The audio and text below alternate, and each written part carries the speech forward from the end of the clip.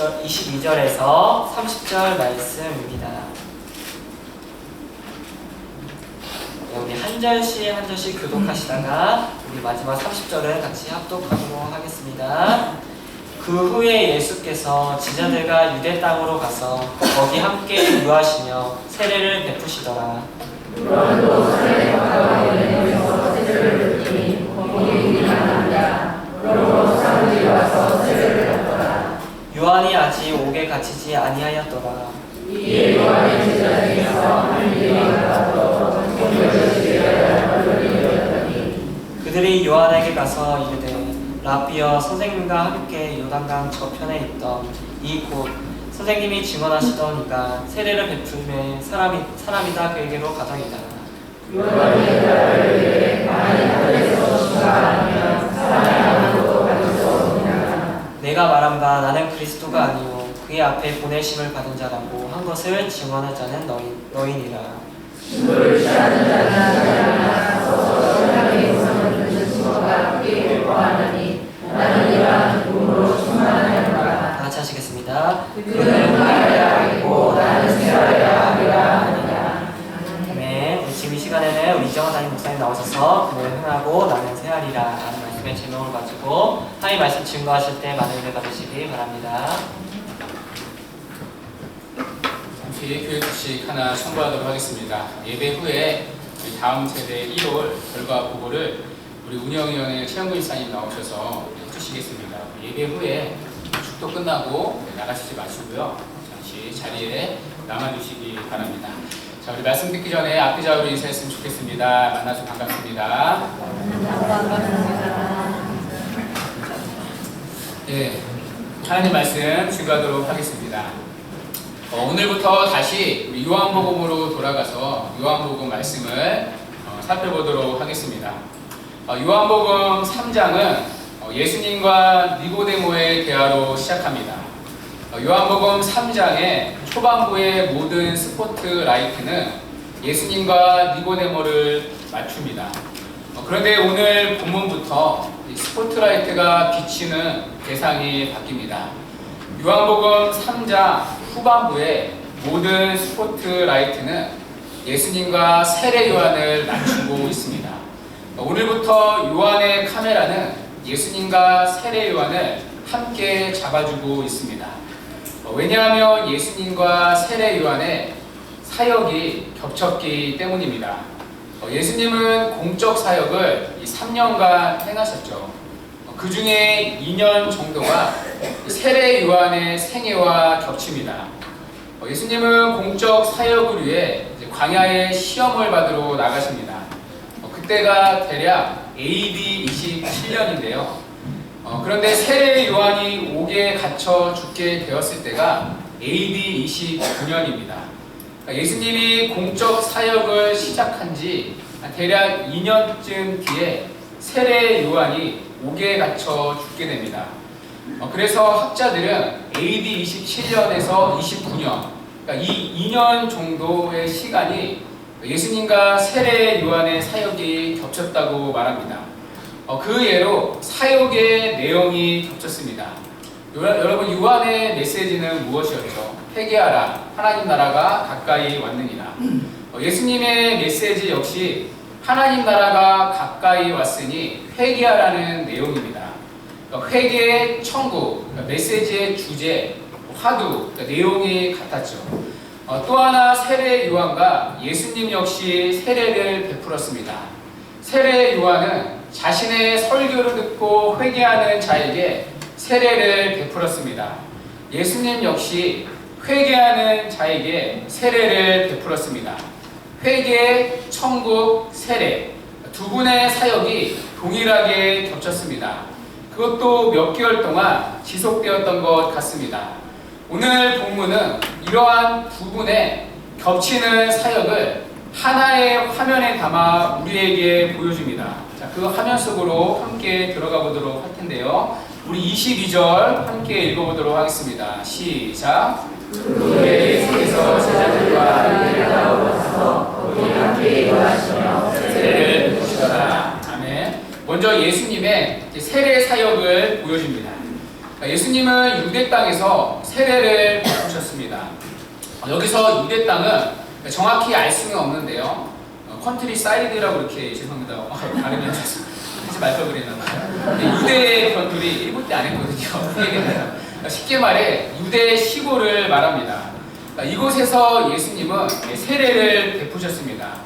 그런데 요한복음 4장 2절은 예수님이 직접 세례를 주신 것이 아니라고 말합니다. 자, 우리 뒷장인데요. 4장 2절 함께 읽어보도록 하겠습니다. 시작. 예수께서 친히 세례를 베푸신 것이 아니요 제자들이 베푸신 것이라. 자, 여러분 누가 세례를 베풀었다고 말하죠? 네, 제자들. 그러니까 예수님이 직접 세례를 베푸신 것이 아니라 제자들의 손길을 통해 세례를 주셨습니다. 여기서 한 가지 궁금점이 생기는데요. 제가 오늘 본문에서 가장 궁금했던 지점이 여기입니다. 왜 예수님은 직접 세례를 주시지 않으셨을까? 왜 제자들을 통해 세례를 베푸셨을까? 갑질일까? 여러분 왜 그렇죠? 만약 예수님이 세례를 베푸셨다며 그래서 예수님께 직접 세례를 받았다며 어떤 일이 생겼겠습니까? 아마 예수님께 세례받았다는 그 사실 하나만으로 그 사람은 굉장히 교만했을 것입니다. 나는 예수님께 세례받은 자이다. 당신이 누구에게 세례를 받았나요? 그러니까 자신을 뭔가 특별한 사람으로 생각했을 것입니다. 그리고 이것은 사람들 사이에 분명 분열을 일으켰을 것입니다. 실제로 이런 일이 사도 바울 당시에 있었습니다. 우리 고린도전서 1장 14절 15절인데요. 함께 읽어보도록 하겠습니다. 시작. 나는 그리스도와 가이오 외에는 너희 중 아무에게도 내가 세례를 베푸지 아니하는 것을 감사하노라. 이는 아무도 나의 이름으로 세례를 받았느니라. 이 당시 고린도 교회는 누구에게 세례를 받았느냐로 인해 교회에 심한 잡음이 일어났습니다. 예를 들면 이정관 목사에게 세례를 받았느냐, 윤상현 목사에게 세례를 받았느냐, 아무래도 윤상현 목사님에게 세례받은 자가 더 특별하다는 것이죠. 그리고 이것이 교회의 시기와 분열을 낳았습니다. 아마 예수님은 우리의 이런 타락한 본성을 잘 아셨을 것입니다. 그래서 예수님은 직접 세례를 베푸지 않으시고 제자들을 통해 세례를 베푸신 것입니다. 자, 그런데 이때 또 하나의 장면이 나오는데요. 세례 요한 역시 가까운 곳에서 세례를 베풀었습니다. 자, 23절인데요. 함께 읽어보도록 하겠습니다. 시작.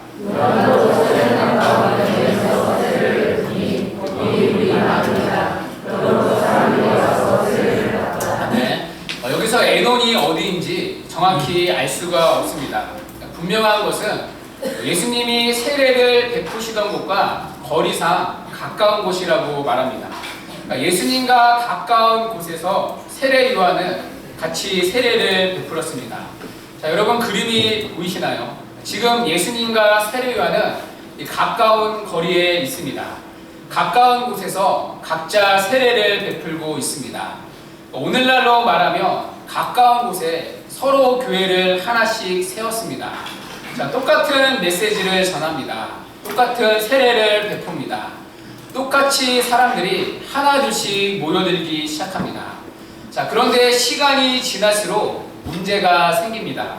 그것이 바로 25절의 내용입니다. 우리 25절 함께 읽겠습니다. 시작. 이에 요한의 제자 중에서 한 유대인과 더불어 정결을 지게 되어 변론이 되었더니. 아멘. 여기서 한 유대인은 예수님께 세례받은 유대인을 말합니다. 예수님께 세례받은 유대인과 세례 요한의 제자들 사이에 말다툼이 일어났습니다. 여러분 그 논쟁의 내용이 무엇입니까? 중간을 보면 정결 예시, 즉 세례에 관한 열띤 논쟁이 있었습니다.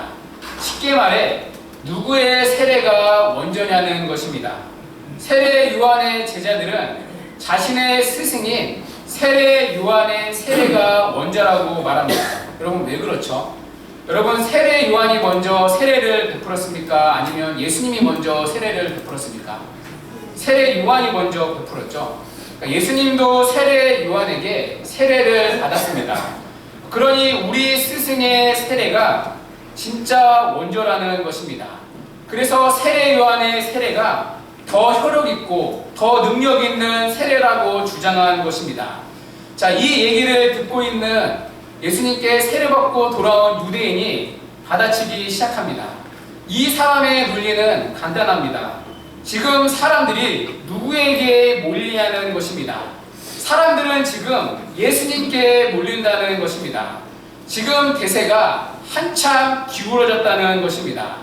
세례 요한에게 찾아갔던 사람들이 이제 예수님께 세례받기 위해 몰린 것을 보니 당연히 예수님의 세례가 원조라는 것입니다. 예수님의 세례가 당신의 스승인 요한의 세례보다 더 능력 있고 더 우월한 세례라는 것입니다. 너희들의 스승 세례 요한은 이제 한물 같다고 말합니다. 자, 그러자 세례 요한의 제자들이 흔들리기 시작합니다. 상기된 표정으로 세례 요한을 찾아가 이렇게 말합니다. 26절인데요. 우리 한번 읽도록 하겠습니다. 시작.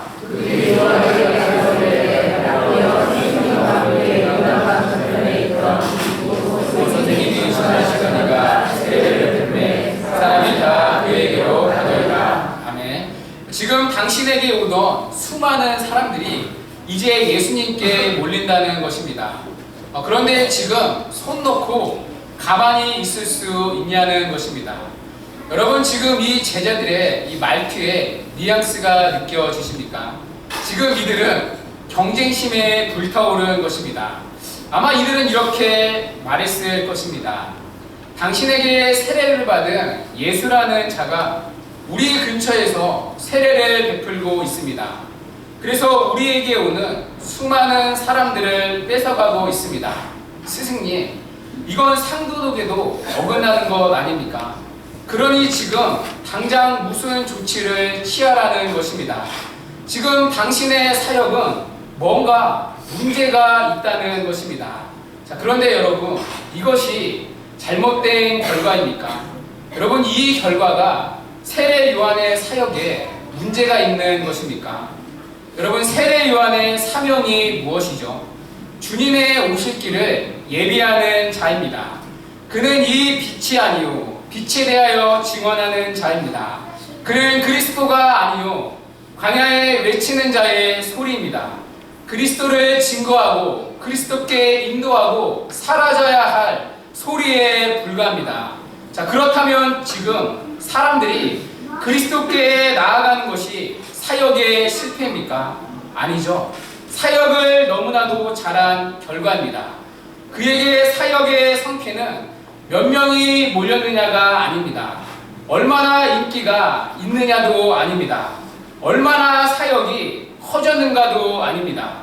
그의 유일한 사명은 오직 그리스도를 전하는 것이었습니다.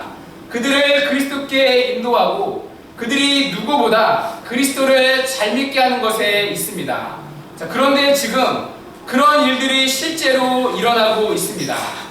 하나님의 관점에서 세례 요한의 사역은 그의 사역이 줄었을지라도 너무나 성공하고 있는 것입니다.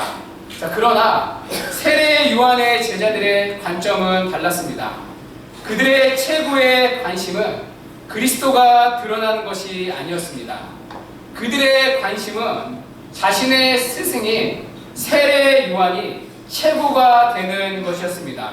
왜입니까? 세례 요한이 커질수록 요한을 따르는 자신들도 함께 높아지기 때문입니다. 세례 요한이 커질수록 그 유명세에 많은 사람들이 자신들에게 몰리고 자신들의 사역은 점점 더 커졌기 때문입니다. 그래야 세례 요한을 따르는 영광과 교회를 세우는 재미가 있기 때문입니다. 요한이 아무것도 아니며 요한을 따라다니던 자신의 제자됨이 아무것도 아닌 것이 됩니다. 그래서 이들은 자신의 선생이 높아지기를 원했습니다. 예수를 빗대어 결국 세례 요한을 빗대어 결국 자기를 높이는 것입니다. 그래서 이들은 예수님과 세례 요한의 사역조차도 경쟁의 시선으로 바라본 것입니다. 오히려 그들은 자신들의 기대가 이루어지도록 세례 요한의 마음을 부추깁니다. 여러분, 본문의 고발이 무엇입니까? 그리스도를 증거하는 세례 요한을 따르는 자들이었지만 정작 그들은 그리스도를 드러내는 데에는 관심이 없었다는 것입니다. 자, 이것은 오늘날 우리에게 동일하게 적용됩니다. 그분을 따르는 우리의 궁극적인 관심은 그리스도만이 정말 드러나는 것입니까?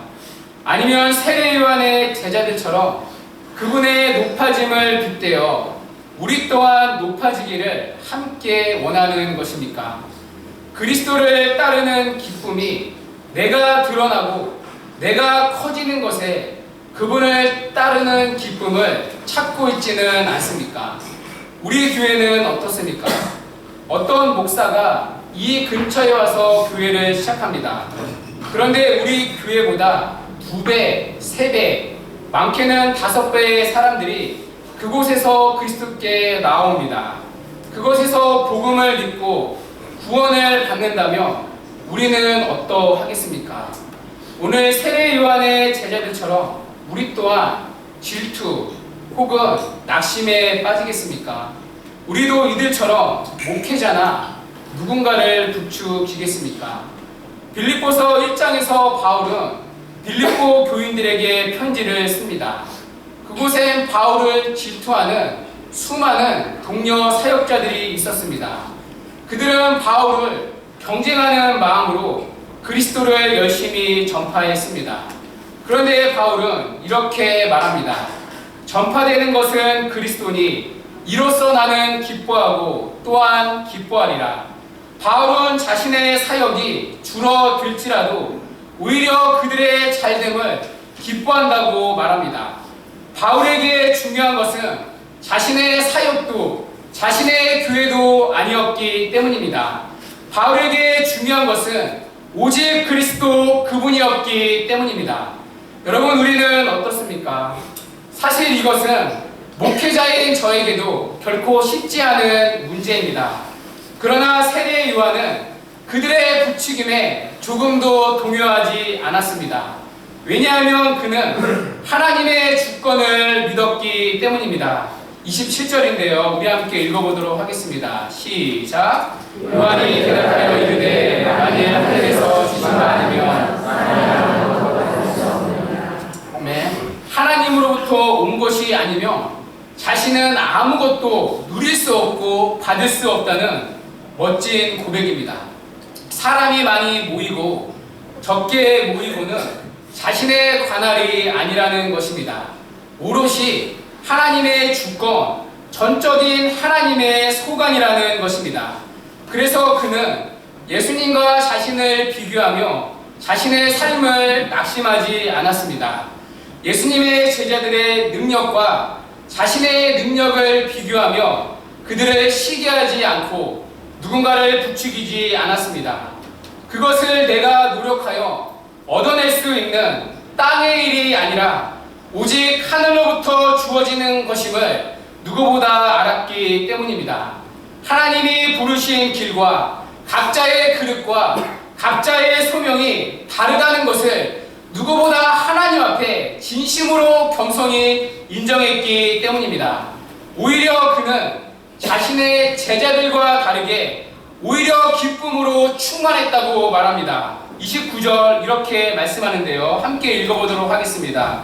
시작. 주를 취하는 자는 신랑이라 나는 기쁨으로 충만하였노라. 아멘. 세례 요한은 자신의 인생의 기쁨을 결혼식의 신랑의 친구에 비유하고 있습니다. 그러니까 신랑의 들러리로 이제 비유하는 거죠. 우리가 요한복음 앞에서 살펴봤듯이 이 당시 결혼식은 마을의 큰 잔치였습니다. 이때 신랑의 친구들은 결혼을 계획하고 결혼을 준비하는 이 전체적인 일들을 맡았습니다. 특별히 신랑의 친구는 결혼식 날 신부를 신랑에게 데리고 가는 역할을 했습니다. 그리고 신랑이 신부를 맞이할 때 자기의 신부임을 확인하고 나며 큰 소리로 기쁨을 표현했습니다. 그때 신랑의 친구들도 큰 소리로 함께 기뻐했습니다. 신부를 취하는 것은 신랑입니다. 신랑이 나타난 순간 누구 하나 신랑의 친구를 주목하지 않습니다. 결혼식의 주인공은 철저히 신랑입니다. 그럼에도 신랑의 친구는 신부를 맞이한 신랑 때문에 크게 기뻐합니다. 세례 요한은 자신도 이러한 기쁨으로 충만하다고 말합니다. 여러분, 이러한 기쁨이 무엇입니까? 신랑의 기쁨이 아니라 신랑의 친구로서의 기쁨입니다. 주인공으로서의 기쁨이 아니라 철저한 들러리서의 기쁨을 말합니다. 그는 이스라엘 백성을 신랑이신 그리스도께 데리고 가는 신랑의 들러리였습니다.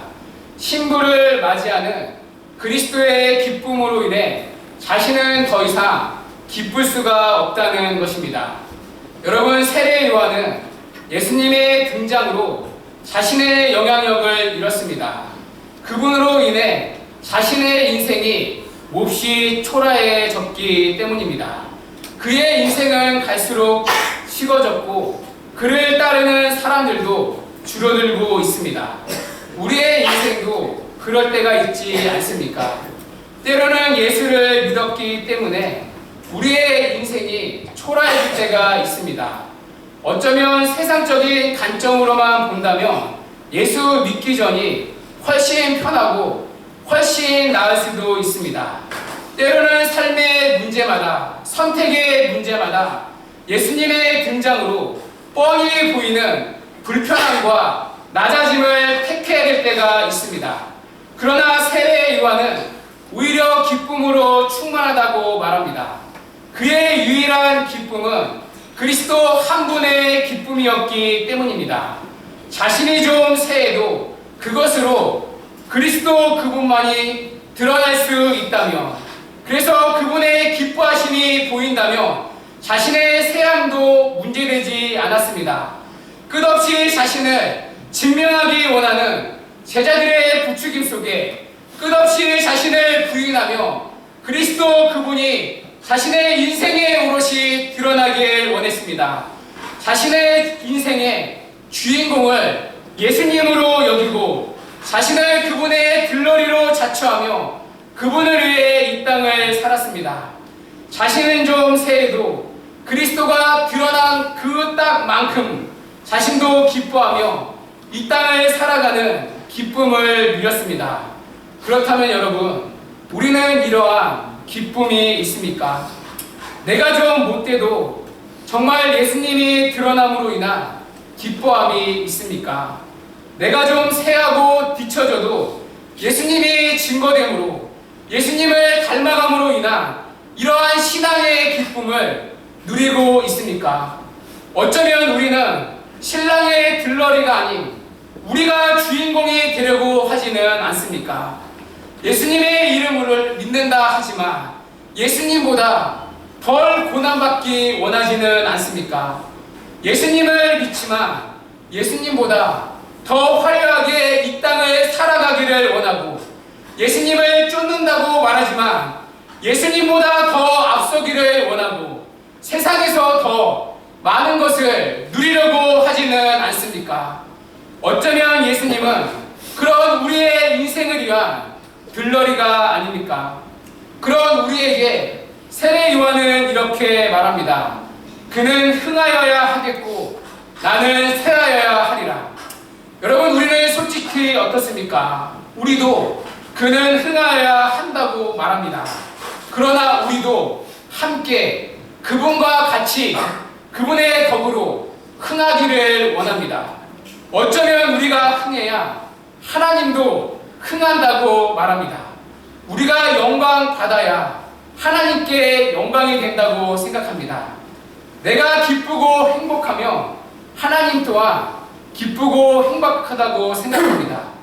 끊임없이 자기를 높이려는 지독한 자기 중심성이, 타락한 우리의 본성이 아무리 예수를 믿어도 쉽게 깨어지지가 않습니다.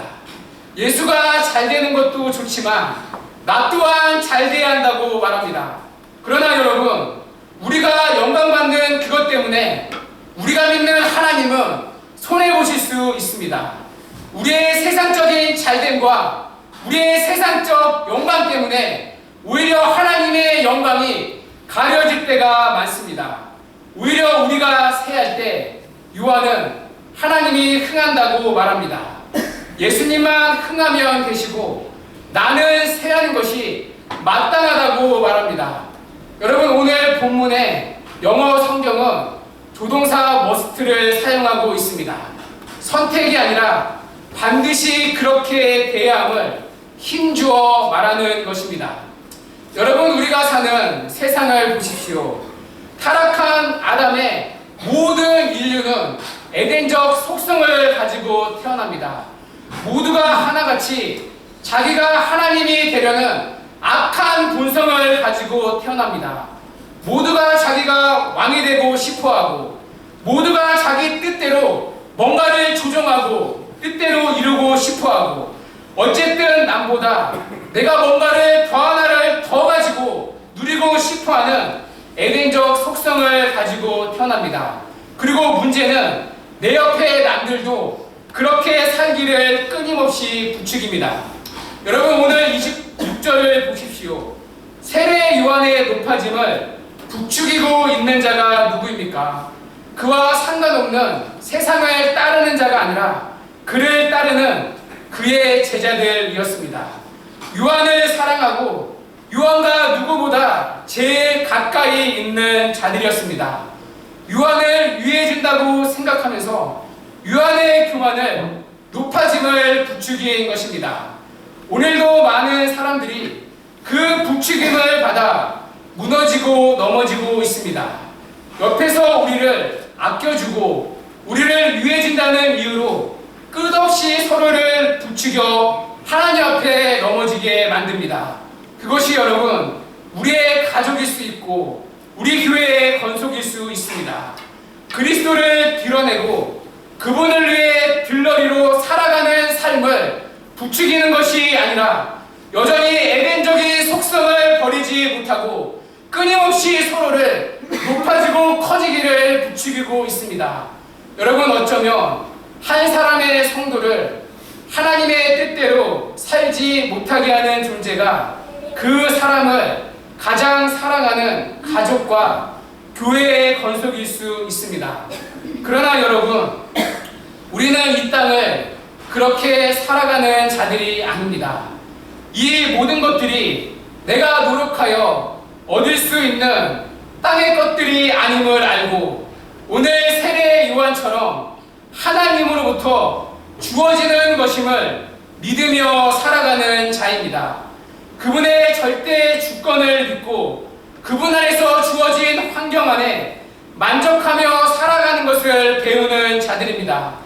남들보다 부유하고 향기나는 삶은 아닐지라도 그분이 주신 능력과 환경 안에서 오직 그분을 드러냄을 기뻐하고 어떻게 하며 그분을 기쁘게 하실까 하는 고민으로 우리는 이 땅을 살아가는 자입니다.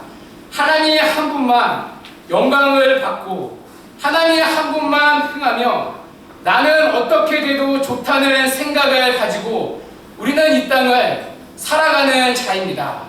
예수님만 좋으면 좀 나는 병들어 불편해도 되고, 예수님만 좋으면 나는 좀 천천히 가도 되고, 여러분, 우리 자녀들 세상적으로 잘 되는 마음보다 예수님만 영화롭게 하며 하나님이 그것을 좋아만 하시며, 여러분, 우리 자녀들 남들보다 좀 뒤처져도 되고, 여러분, 그런 마음으로 우리는 예수를 믿어야 합니다.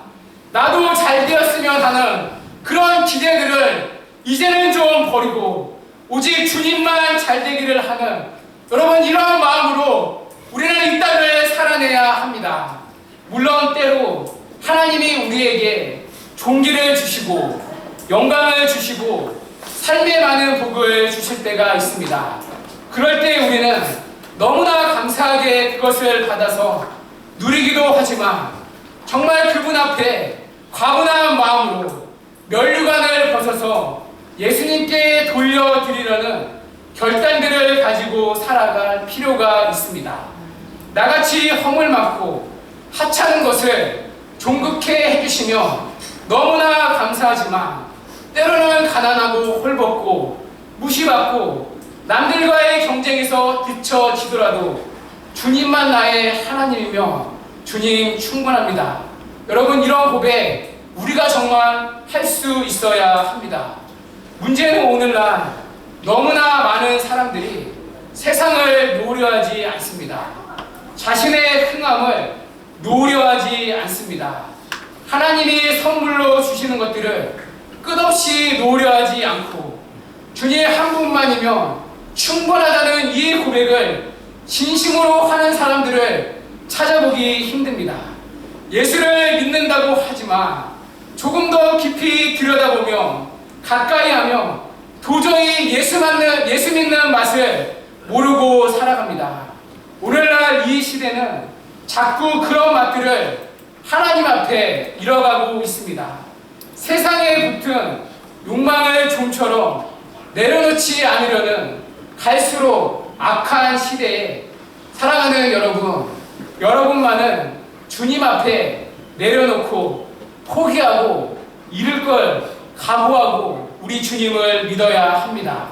입술로만 주님만으로 충분하다는 것이 아니라 정말 여러분의 삶을 통해 여러분의 흔적을 통해 주님만이 나의 힘임을 삶으로 보여줄 수 있어야 합니다.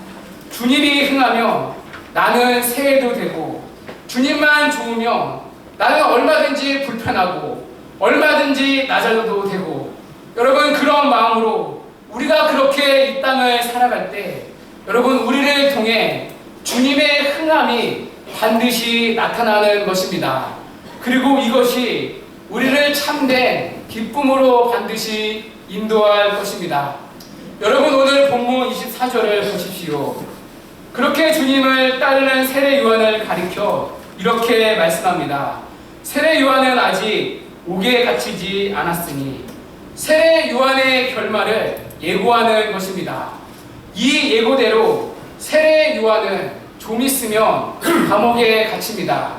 감옥에 갇힌 그는 헤롯 왕에 의해 목베임을 당합니다. 그리고 그의 머리만 접시에 달랑 놓인 채 잔치판에 흥을 위한 도구로 사용됩니다. 여러분 이것이 세례 요한의 마지막 장면, 마지막 이 땅의 보상입니다.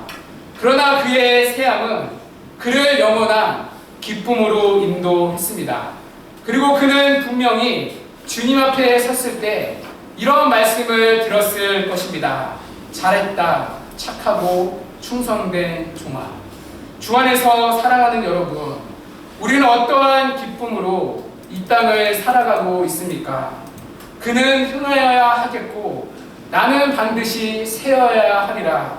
여러분 이 고백이 우리의 진실된 믿음의 고백이 되길 원합니다. 우리의 세함이 우리를 참되고 영원한 기쁨으로 인도할 것입니다. 그날에 우리가 주님 앞에 섰을 때 잘했다, 착하고 충성된 종아, 주인의 기쁨에 참여할지라. 이 주님의 음성으로 영원한 기쁨을 누리는 은혜가 있기를 주님의 이름으로 간절히 축원합니다. 이제 오늘 다 같이 일어나셔서 찬양하시고